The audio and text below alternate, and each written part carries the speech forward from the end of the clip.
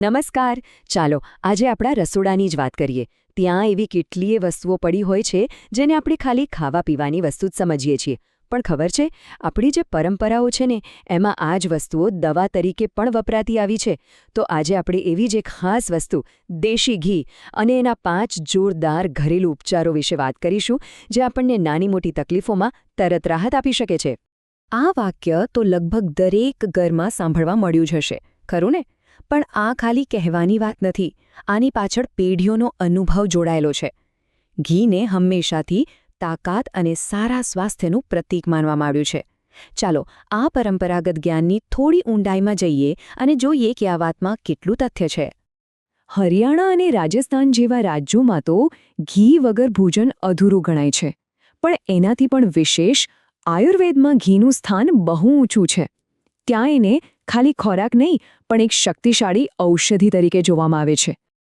તો ચાલો આપણે શરૂઆત શરીરની અંદરની સમસ્યાઓથી કરીએ અને જોઈએ કે ઘી આપણી આંતરિક તકલીફોને કેવી રીતે દૂર કરી શકે છે. પેટ બરાબર સાફ ન થવું એટલે કે કબજિયાત. આ એક એવી સમસ્યા છે જે સામાન્ય હોવા છતાં ખૂબ જ હેરાન કરી શકે છે. પણ રાહતની વાત એ છે કે એનો એક સરળ ઇલાજ આપણા રસોડામાં જ છે. આ ઉપાય તો જુઓ, એકદમ સીધો સાદો છે.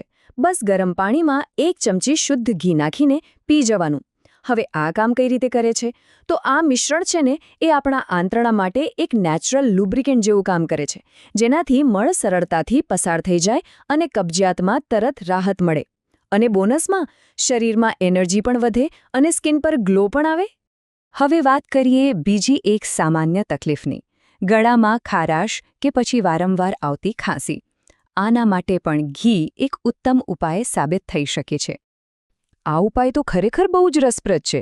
શુદ્ધ ઘી એની ચીકાશને લીધે ગળાની બળતરા શાંત પાડે છે અને કાળા મરીમાં એન્ટીબેક્ટેરિયલ ગુણ હોય છે જે ઇન્ફેક્શન ઓછું કરે છે. બસ આ બંનેને મિક્સ કરો અને જુઓ ગળાને કેવી આરામદાયક રાહત મળે છે. ચાલો હવે એ જોઈએ કે ઘી આપણી સુંદરતા વધારવામાં કેવી રીતે મદદ કરી શકે છે. ખાસ કરીને વાત કરીએ ત્વચા અને હોઠની.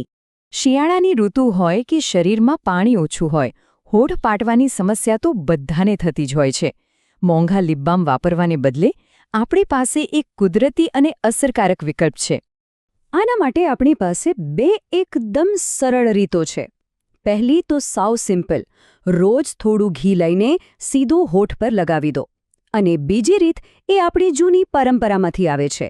રાત્રે સૂતા પહેલા નાભીમાં એટલે કે ડૂંટીમાં થોડું ઘી લગાવવાનું. હવે કદાચ સવાલ થાય કે નાભીમાં કેમ? તો એવું માનવામાં આવે છે કે નાભી આપણા શરીરનું કેન્દ્ર છે. ત્યાં ઘી લગાવવાથી એનું પોષણ આખા શરીરમાં પહોંચે છે. એટલે જ આ ઉપાય ખાલી હોઠ માટે જ નહીં પણ આખી સ્કિનને હેલ્ધી બનાવે છે. હોઠની વાત તો થઈ ગઈ, પણ ઘી આખા ચહેરાને એક નેચરલ ગ્લો આપવા માટે પણ વાપરી શકાય છે. એ એકદમ ઉત્તમ કુદરતી મોઇશ્ચરાઇઝરનું કામ કરે છે. પણ સવાલ એ છે કે ઘી ચહેરા માટે આટલું ફાયદાકારક કેમ છે? તો કારણ એ છે કે એમાં ઓમેગા-3 ફેટી એસિડ, વિટામિન એ અને ઈ જેવા પાવરફુલ તત્વો છે. આ બધા તત્વો ત્વચાના ભેજને જાળવી રાખે છે અને ચહેરા પરની જે ઝીણી ઝીણી કરચલીઓ હોય ને એને પણ ઘટાડવામાં મદદ કરી શકે છે. અને હવે વાત કરીએ આપણા છેલ્લા પણ એટલા જ મહત્વના ઉપાયની, જે શારીરિક દુખાવામાં રાહત આપે છે. ઘરમાં વડીલોને થતો સાંધાનો દુખાવો હોય કે પછી રમત-ગમતમાં થયેલી કોઈ નાની મોટી ઈજા, ઘી અહીં પણ આપણી મદદે આવી શકે છે. આ તો બહુ જૂનો અને જાણીતો નુસ્ખો છે. અહીં હળદરના જે એન્ટી ઇન્ફ્લેમેટરી ગુણ છે એ ઘી સાથે ભળે છે. ઘી અહીં એક કેરિયર એટલે કે વાહકનું કામ કરે છે, જે હળદરના ગુણોને ત્વચામાં ઊંડે સુધી લઈ જાય છે. બસ આ ગરમ લેપને દુખતી જગ્યા પર લગાવો. એનાથી બ્લડ સર્ક્યુલેશન વધશે અને સોજો અને દુખાવો બંનેમાં આરામ મળશે. તો આ બધા જે પરંપરાગત ઉપાયો છે એની પાછળ કોઈ સાયન્સ છે ખરું? ચલો ઘીમાં કયા કયા પોષક તત્વો છે એના પર એક નજર કરીએ. હા, બિલકુલ. આધુનિક વિજ્ઞાનના સંશોધનો પણ આપણા આ પરંપરાગત જ્ઞાનને ટેકો આપે છે. ઘીમાં વિટામિન એ, ડી, ઈ અને કે જેવા ફેટ સોલ્યુબલ વિટામિન્સ ભરપૂર હોય છે. સાથે જ ફોસ્ફોલિપિડ્સ પણ હોય છે. આ બધા જ તત્વો ઘા રૂઝાવવામાં અને ત્વચાને હેલ્ધી રાખવામાં મદદ કરે છે. એટલે કે આપણા દાદી નાનીના નુસ્ખાઓ પાછળ એક વૈજ્ઞાનિક આધાર પણ છે. તો આખી વાતનો સાર એ છે કે દેશી ઘી એ ફક્ત ખાવાની વસ્તુ નથી, એની સફર રસોડાથી શરૂ થઈને આપણા દવાના કબાટ સુધી પહોંચે છે. વસ્તુ એક જ છે, પણ એના ઉપયોગો અને ફાયદા અનેક છે. આ બધું જાણીને વિચાર આવે ને કે જો એક સામાન્ય ઘીમાં આટલા બધા ગુણ હોઈ શકે, તો આપણા પરંપરાગત ભોજનમાં હજી બીજા કેટલાય સ્વાસ્થ્યના રહસ્ય છુપાયેલા હશે.